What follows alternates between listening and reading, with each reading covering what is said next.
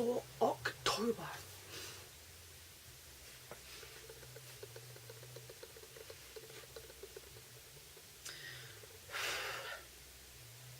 Yeah, I look like a right idiot. But hey, I'll film this and then I can take the stuff off and sort this out afterwards. Yes, so you can take that off of there, stick that all up. Okay. So, hi guys, and welcome back to Jane and Ruth L Books. I apologise for no book video last week. I was sick when I got back from America. The week before's videos were pre-filmed before. I've actually now been sick for, still a bit sick now, 2 weeks later. So, no makeup. I probably look like a right mess, but I'm going to film this. I'm not having any more time off, so filming. So this is my October wrap-up, as today is the 1st of November. I can actually film this now, so we're good. So we're going to start with books that I have not finished, or in one case, not even touched. So this book here, Lord of Chaos by Robert Jordan, I've read none of it this month. Absolutely none of it. It went on holiday with me. I didn't have it in the plane, plane with me in the end. It was in my luggage, but I didn't really do any reading at the hotel, so didn't get touched. It hasn't been touched since I came back, so poor book. I apologise, book. Not good. Move on here to I Am Pilgrim by Terry Hayes. I have actually made some progress in the book during October, so again, some progress but very little. Still need to finish that. In the case of this is Jane Slayer, which is the vampires and werewolf version of Jane Eyre. Haven't started this yet.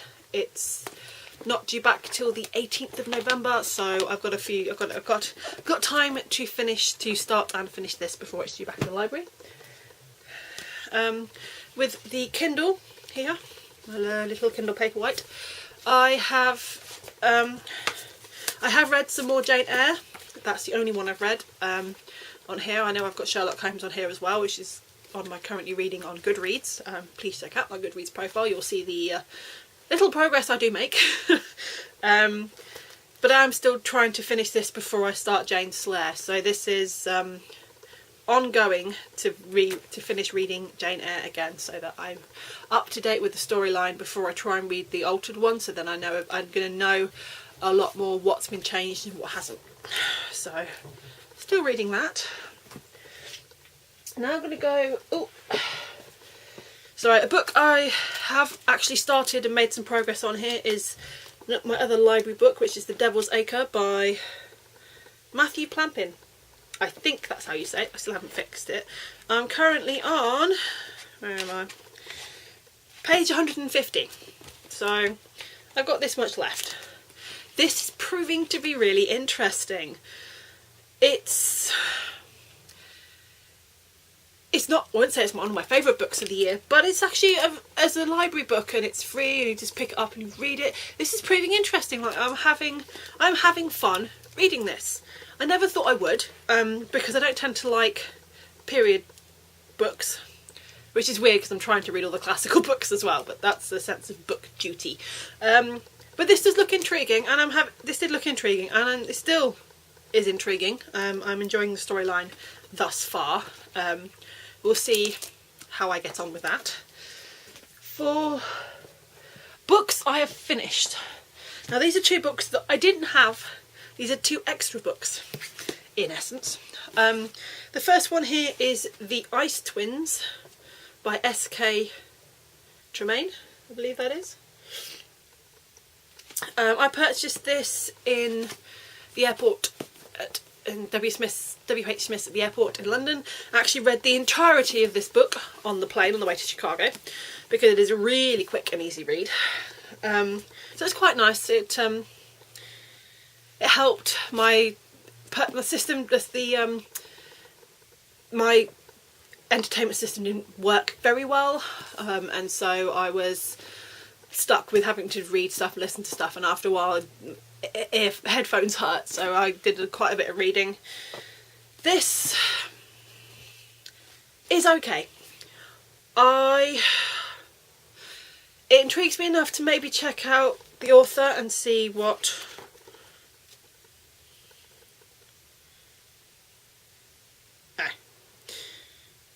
he or she, because I haven't looked it up and not quite sure. The author thing does not tell me. I'd be tempted to see, if I see the name again, to maybe check out another book by the author. But this one was okay. Just okay, really. It's kind of a little bit creepy. It's basically two twin daughters. One of them dies in an accident and they're left with the other daughter, and the other daughter starts claiming that she's the dead twin. And so, because they're literally identical twins, so literally you can't tell the difference. There's nothing biologically to tell you which one's which. And so a lot of it is, it's a psychological head thriller where the parents are trying to figure out which daughter died by the current behaviour of their daughter, while also trying to figure out that their current daughter, there's the names, looking, Kirsty claims that she's Lydia, her dead twin. You just don't know which way. You don't know which way is which, and there's a little bit of a hint of something else going on, and you find it out. It's not completely predictable either, which is really good for books. I keep saying welcome to my permanent struggle, by the way, to not say that. So this is an okay book. If you can get it in an offer, if you see it in the library anywhere, if you're just out to buy a book, not a bad go. The next one is this is another book. I actually purchased this in Chicago airport, so my two airport books. I have issues in not buying books in airports. Yes, I'm that person. But this is a book that I saw that is actually on my to read list on Goodreads. My friend Tracey had put it on her list, and because it comes up on my notifications, I did it. Tracey, by the way, is Flamingo Reads here on YouTube, and she'll be linked down below, so go check her out and say I sent you if you'd like to. She does some really good books, and she likes to read and stuff like that, so come join us in our little crazy world. But this is by Matthew Riley, and it is The Great dropping of a book, The Great Zoo of China. This is a thriller.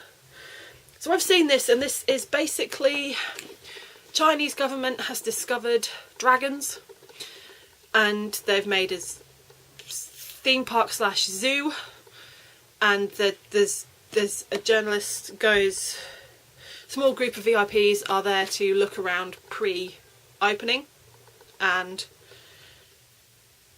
basically the disaster that entails from this. This is quite a good book. Again, this is quite a quick read. It's quite interesting. There is maps and diagrams and stuff in it as well. So when they're talking about specific areas and stuff, you can actually see them, and there is little maps in there as well. And this was just a good fun read. I liked it, so I'm definitely going to check out Matthew Riley again just to see what he writes, because this is good. You get a lot of detail in the book, but you don't feel like you're being overwhelmed with a lot of detail, so that's quite good. The story it's one of those nice stories where you start at the start, and you don't have too much of a world building section. You kind of, in a little couple of chapters, and you dropped into it really. You get other bits of background information as you go through the book, rather than this is everything, this is what happens. So yes, this is definitely a good book, and is worth a check out if you do see it anywhere, is the rest of my sentence. Really, really like this book. So next we go on to Audible. Well, we would if my phone was actually opened at the right place. Okay, where am I? Yes, what did I finish this month? I actually finished four audiobooks this month, which is really nice. So I finished Hidden Currents, which is a book by Christine Feehan. I think it's Feehan. Christine Feehan. I'll get it right one day. And it's the 7th and final book in the Drake Sisters series. I've listened to this before, but it was before I started counting audiobooks. and so I listened to it again because it's one I like to re-listen to anyway, and so it counts towards this year, so I'm happy, yay. I like it, I listen to it again and again, so I'm really happy with that. And then the 3 books that I actually mentioned in my TBR for October, I actually finished all of them, so this is really good. So we have Catch Me by Lisa Gardner. Yeah, Gardner. Dyslexic here. Reading names is fun. This was a really interesting book. I think it's in the Detective D.D. Warren series, and it's not the first one. You need to drop into it a little bit, but you don't feel like you need to have you don't have to have read the other ones before you read this one, which is fantastic. I don't mind, like I wouldn't mind reading the other ones, definitely interested, but there's nothing, it's not one of the ones where there's a major plot line that's carried from somewhere else into this one, and it is a standalone, it's a standalone main plot line, which is fantastic. It just involves the past and what you remember, and it's just good. It's a really good book. I like these kinds of books where they're crime books, but they're not the ones written when people like Lisa Gardner and Karen Rose, and they tend to have, I just prefer the way these are written generally. It was a nice storyline, it didn't drag anywhere, which is really good when you're listening to a book. You don't want to sit there thinking, oh hurry up. It didn't drag at all, it moves along really nicely, so definitely worth checking out. As I wave my phone around today. The other book that I finished was Last to Die, which is a Rizzolian Isles thriller by Tess Gerritsen, because I think I said it wrong last time. Gerritsen.